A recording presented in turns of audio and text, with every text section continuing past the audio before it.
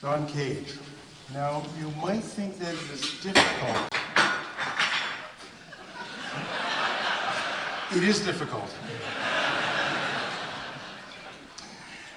to do a complete musicological history of 4 minutes and 33 seconds of silence.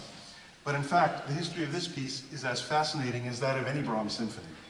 This piece is not a joke, but a logical reaction to the composer's era and his surroundings. First, think of the large, completely white canvases that Robert Rauschenberg had from the same time period. These were hung in all the great museums, so that for patrons, the entire cultural experience of going to a gallery was highlighted by the complete absence of visual stimulation of any kind. There's also a scientific motivation for this piece.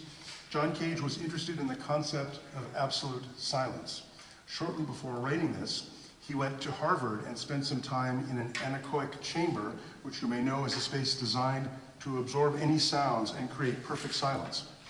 He discovered, of course, that no human can ever know complete silence because the body is a living organism with constant sounds of breathing, moving air, pumping blood.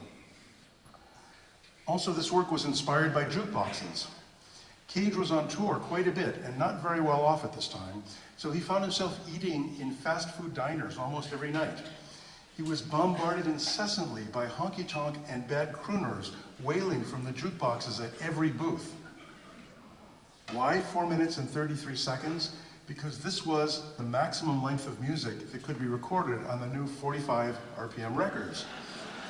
The idea was, one should record his piece, add it to the jukebox collection, and then people could put in a dime and request this record of blessed silence.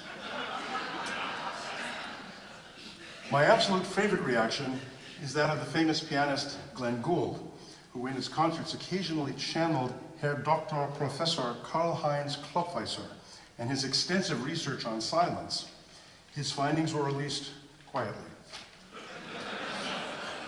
We have learned that German silence is structural, while French silence is merely ornamental.